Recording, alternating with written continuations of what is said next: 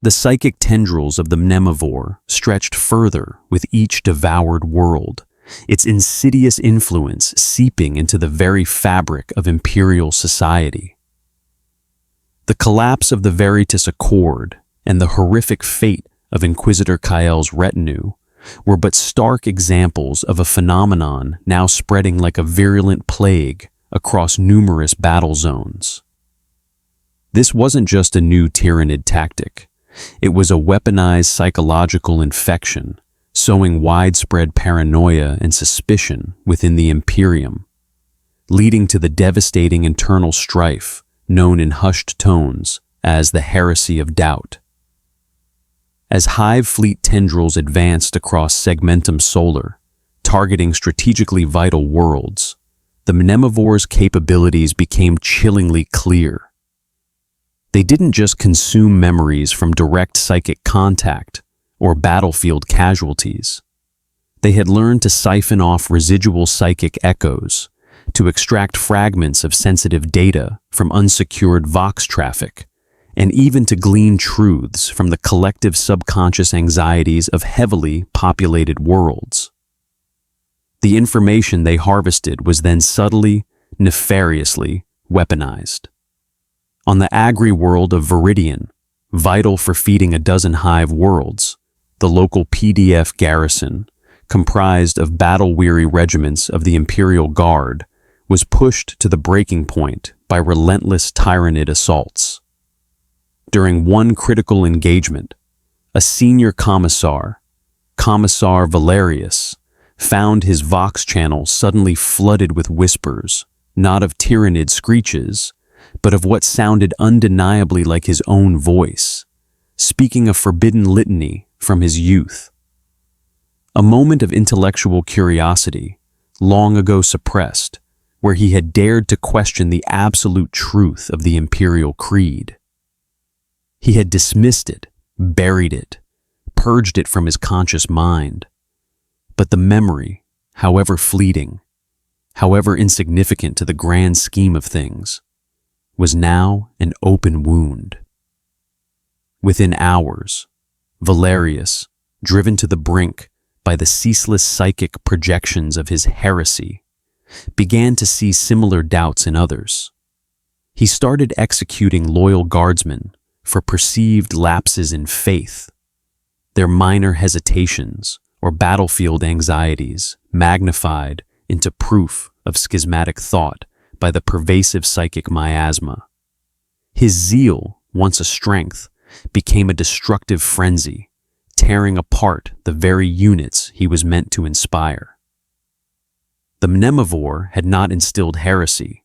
It had merely unearthed and amplified the seeds of doubt already present, turning the Imperium's own vigilance against itself. The situation was even more dire within the Adeptus Astartes.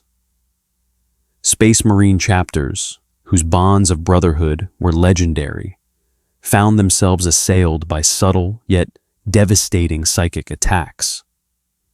The Blood Ravens, known for their unusual propensity for uncovering ancient relics and their sometimes unorthodox methods, became a prime target. During a desperate defense of a chapter monastery on the world of Antiochus Gamma, members of a tactical squad began to experience vivid, shared hallucinations. They saw their chapter librarians not as brothers, but as sorcerers delving into forbidden knowledge. Their pursuit of relics twisted into a greedy lust for power, their deepest secrets of unusual gene seed mutations exposed and magnified. Brother Captain Thule, a warrior whose loyalty was beyond question, found himself beset by visions of his own captain, Isidore, plotting to usurp the chapter master, using ancient, forgotten lore he himself had entrusted to Isidore in a moment of vulnerability. These visions were so potent, so intimately woven with his own memories of Isidore's ambition and his knowledge of the chapter's hidden doctrines, that he began to doubt his brother's loyalty.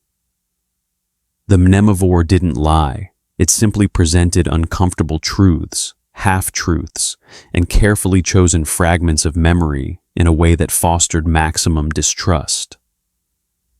The result was tragic. Chapters that had fought side by side for centuries, whose warriors had shared blood and glory, found themselves turning on one another. Accusations of heresy, of hidden agendas, of spiritual impurity flew like poisoned darts. Fratricidal conflicts erupted on distant battlefields as Space Marine commanders, their minds flooded with Mnemivore-induced paranoia, saw treachery where there was only strained loyalty, heresy where there was only human or post-human fallibility. Entire platoons were purged, entire companies investigated, not for outward signs of heresy, but for the doubt seated within their minds by the insidious Tyranids. The Ordo Hereticus, already stretched thin, battling actual cults and internal dissent, found itself overwhelmed.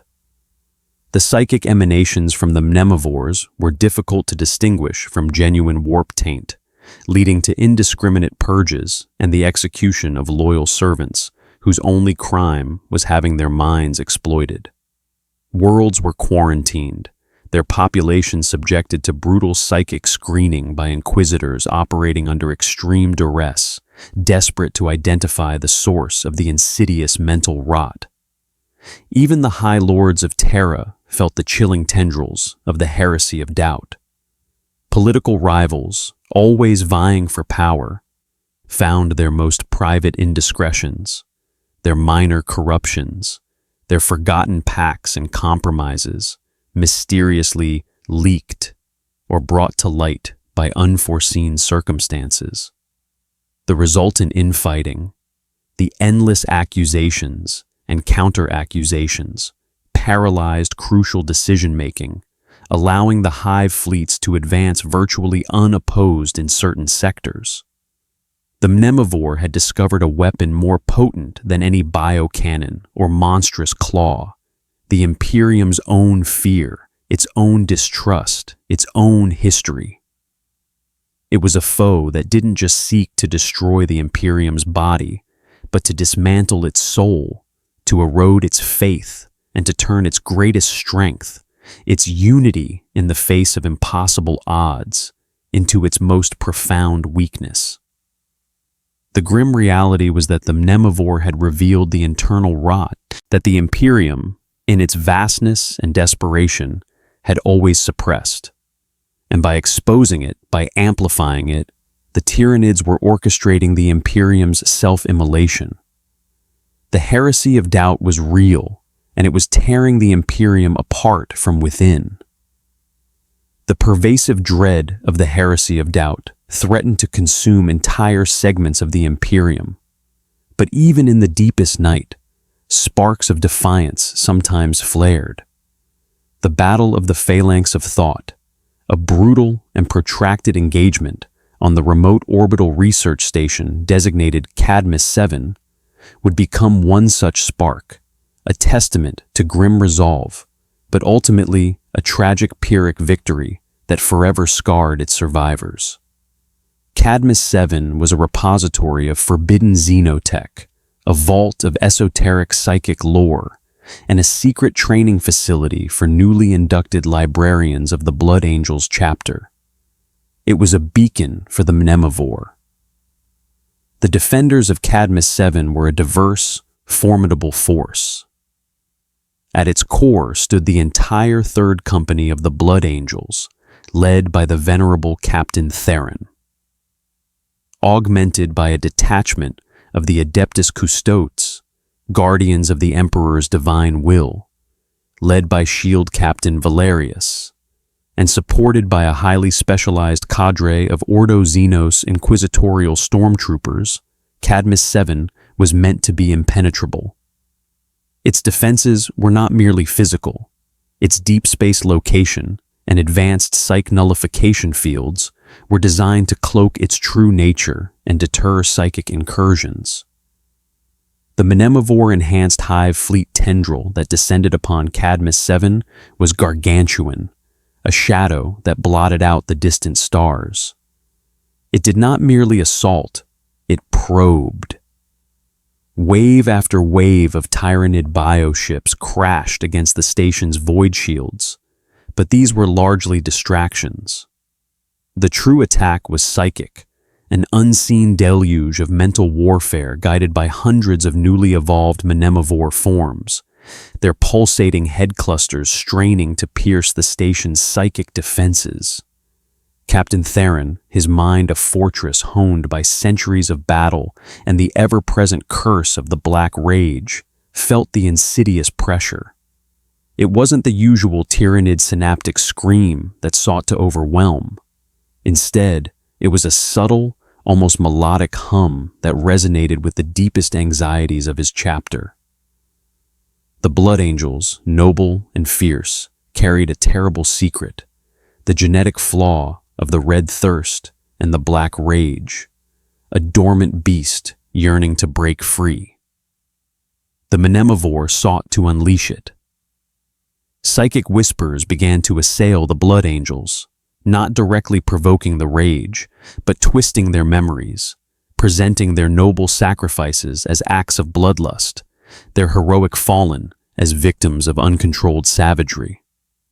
Brother Sergeant Lycius, a veteran who had fought valiantly against the forces of chaos, suddenly found his mind replaying his most brutal kills, stripping away the context of righteous fury, leaving only the raw, animalistic satisfaction of the kill. He began to see his own brothers with suspicion, their thirst for victory in battle twisted into a manifestation of the Red Thirst. The Adeptus Custodes, normally immune to such psychic manipulation due to their unparalleled willpower and genetic purity, were not entirely impervious. Shield Captain Valerius, having witnessed the devastating effects of the Mnemivore firsthand in previous campaigns, had taken extreme precautions, reinforcing his custodians' minds with ancient, forgotten meditation techniques and psychic wards. But even for them, the constant psychic pressure was debilitating.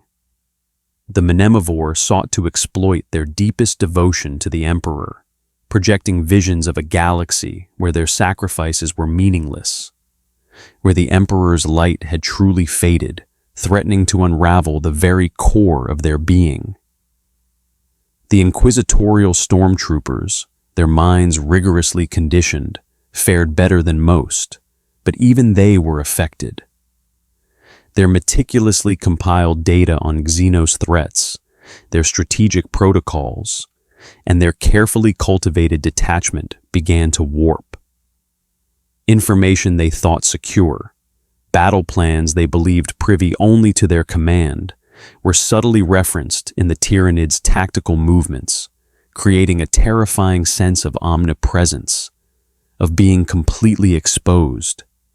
The fighting within Cadmus 7 was savage. The Blood Angels fought with their usual ferocity, but for the first time, a dark undercurrent of paranoia permeated their ranks. Brothers watched each other, not with suspicion of treachery, but with fear of the growing madness within themselves. The Mnemivores were targeting individual librarians, twisting their psychic shields, reflecting their own prophetic visions and esoteric knowledge back at them in grotesque, horrifying forms. Several trainee librarians, unable to cope, suffered catastrophic psychic feedback, exploding in bursts of raw, uncontrolled warp energy, their minds consumed. The turning point came when Captain Theron, realizing the Mnemivore was feeding on their internal struggles, made a desperate, agonizing decision. He ordered his librarians to unleash a controlled psychic scream, a coordinated mental attack designed to overload the Mnemivore's synaptic network. It was a perilous gambit, risking psychic burnout, but it was their only chance to briefly sever the psychic connection and give their forces a window to strike. The resultant psychic backlash was immense, shattering the Mnemivore's immediate local network, but the cost was horrific. Many librarians were reduced to gibbering wrecks, their minds permanently broken by the sheer mental exertion and the psychic counterstrike. In that brief, precious window